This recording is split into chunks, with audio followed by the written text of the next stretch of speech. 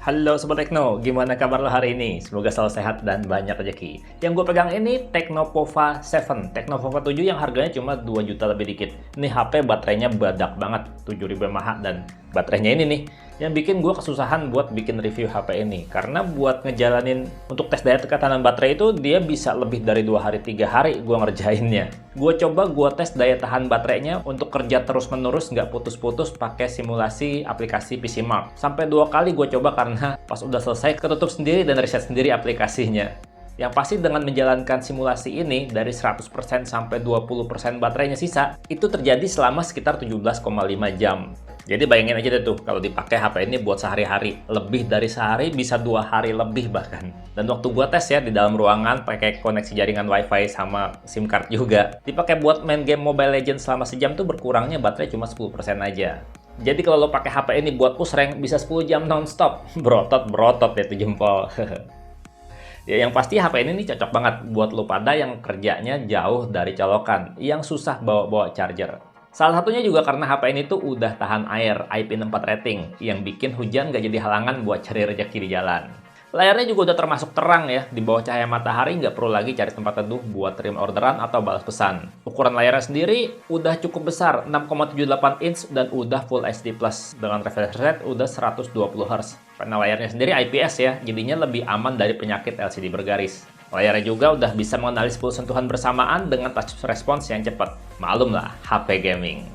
Ngomongin gaming, ini lihat nih, desainnya tuh udah berasa gaming banget gak sih? Nama desainnya ini Interstellar Space ya, kayak pesawat luar angkasa gitu. Sayangnya bodinya masih bahan polikarbonat ya.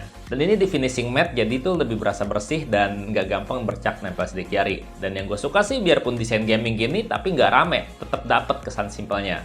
Desain kameranya juga otentik unik, jadi khas desain kameranya Tecno banget. Kalau untuk frame body masih pakai bahan polikarbonat dengan desain flat. Dan ini HP masih cukup ramping loh, masih di bawah 1 cm ketebalannya, padahal baterainya udah 7000 mAh. Ya cuma ini HP berasa agak berat aja sih tangan. Terus juga ini dimensi HP-nya tuh berasa panjang ya. Jadi kalau misalkan lo taruh di kantong jeans, di kantong depan gitu, ya berasa ganjel aja pas lagi duduk. Ya, tapi desain yang memanjang ini bikin nyaman gripnya pada saat main game. Di genggaman tuh jadi berasa lebih mantap. Dan ditambah lagi ini performanya udah standar kencang buat HP di kelas harga 2 juta lebih dikit. Karena pakai chipset yang udah teruji ketangguhannya nih, Helio G100. Ditambah lagi udah punya RAM 8GB yang bisa kita ekspansi ya pakai virtual RAM hingga 8GB juga. Storage-nya juga udah luas ya, yang gue punya ini 128GB dan ini udah UFS, udah nggak eMMC lagi. Ya kalau misalnya masih berasa kurang luas, bisa diekspansi lagi pakai microSD. Dengan slotnya yang udah 3 slot SIM tray ya, jadinya lo bisa pakai microSD hingga 1TB dan tetap bisa dual SIM di HP ini. Buat main game Mobile Legends, HP ini bisa jalanin game di grafis ultra dengan frame rate mentok di high. Yang gue jalanin sih ini stabil ya di 60 fps selama main. Suhunya juga adem di 40 derajat Celcius. Pokoknya aman lancar banget deh kalau dipakai buat main game, buat push rank nih enak. Kalau buat PUBG Mobile sendiri, untuk settingan grafisnya bisa di Smooth Ultra, Balance Ultra, atau HD High. Dan yang lo lihat ini gue mainnya di Balance Ultra ya. Dan ini bisa stabil di 40 fps selama main. Dipakai main agak lama juga suhunya juga nggak pakai panas, cuma 41-42 derajat aja. Kalau seandainya lagi main game tiba-tiba baterainya lowbat, colok charger aja, aman. Kita tetap bisa sambil lanjut main walaupun dicolok charger, karena HP ini punya teknologi bypass charging, di mana power charger tuh langsung dipakai perangkat ya, tanpa lewat baterai lagi, jadi nggak panas HP-nya. Dan untuk tenaga ngecharge-nya juga udah gede nih, udah 45 watt, di mana kalau ngecas pakai charger bawaannya ya, selama 30 menit tuh udah terisi 40%. Ngecas sejam terisi 81%, dan butuh waktu sekitar 1 jam 19 menit lah untuk penuh 100%. Ya udah lumayan cepat ngecasnya buat HP di harga 2 juta tipis, apalagi ini baterainya udah 7000 mAh. Nah, sementara di sektor suara, ini juga keren loh. Secara software udah dituning pakai Dolby Atmos, terus juga udah dual speaker dengan speaker kedua di sisi atas HP dan suaranya cukup kuat, cukup kencang, nggak sember kalau disetel di volume maksimal. Kayak gini nih suaranya.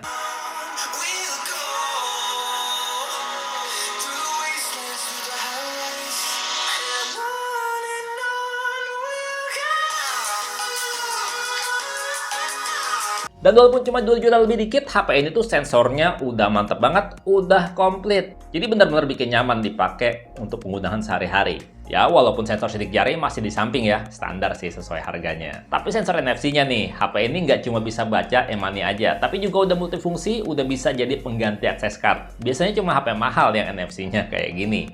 HP ini juga punya sensor infrared di sisi atas, bikin HP kita ini bisa jadi remote universal untuk ngendaliin TV, AC, dan barang elektronik yang butuh remote berbasis internet. Di sisi software sendiri, HP ini tuh udah pakai iOS buatan Tecno sendiri yang udah berbasis Android 15. Dimana UI-nya tuh udah nggak berasa rame ya, berasa cukup simple.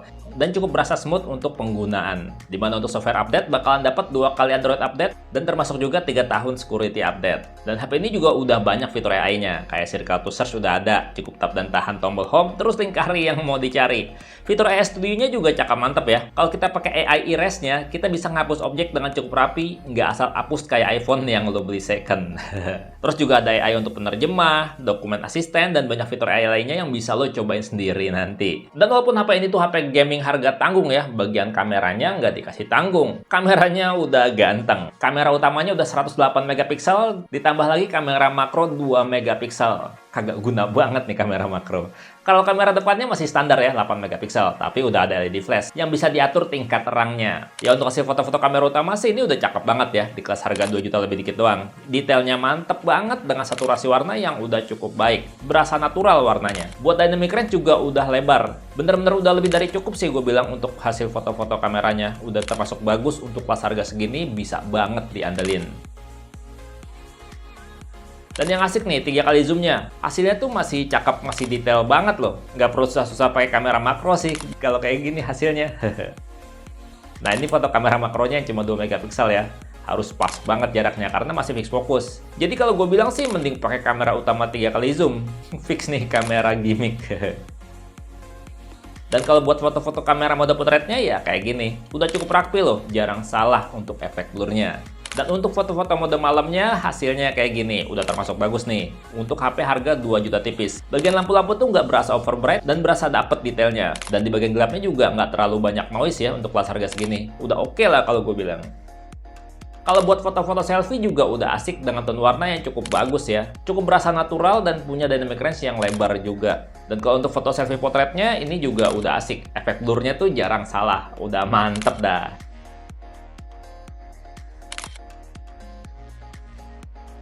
Dan sekali lagi, walaupun ini HP fokus gaming ya, buat rekam video, ini udah nggak guncang, udah ada stabilisasinya. Kayak gini hasil rekaman video dari Tecno Pova 7. Nah, kalau rekam videonya pakai kamera belakang, stabil kayak gini nih, kalau stabilisasinya diaktifin. Dan stabilisasi aktif kayak gini, pastinya Full HD 30 fps. Karena kalau pakai Full HD 60 fps atau pakai 2K 30 fps, stabilisasinya nggak bisa aktif. Keren loh nih HP, bisa 2K 30 fps. Bisa Full HD 60 fps. Ini dia nih, kalau Full HD 60 fps dipakai buat jalan kayak gini, nggak stabil kan, goyang-goyang. Gimana? Cakep nggak Tecno Pova 7 ini? Ya di kelas harga 2 juta lebih tipis gini, dapat desain kayak gini, spek kayak gini. Ya ini sih menurut gua udah, beli aja. Kalau menurut lo gimana Tecno Pova 7 nih? Jangan lupa komentarnya. Dan gue pamit, sampai jumpa di video berikutnya. Bye-bye. Ya, menurut gue kekurangannya cuma di bezel layar yang masih tebal banget, sama kalau dikantongin ganjel.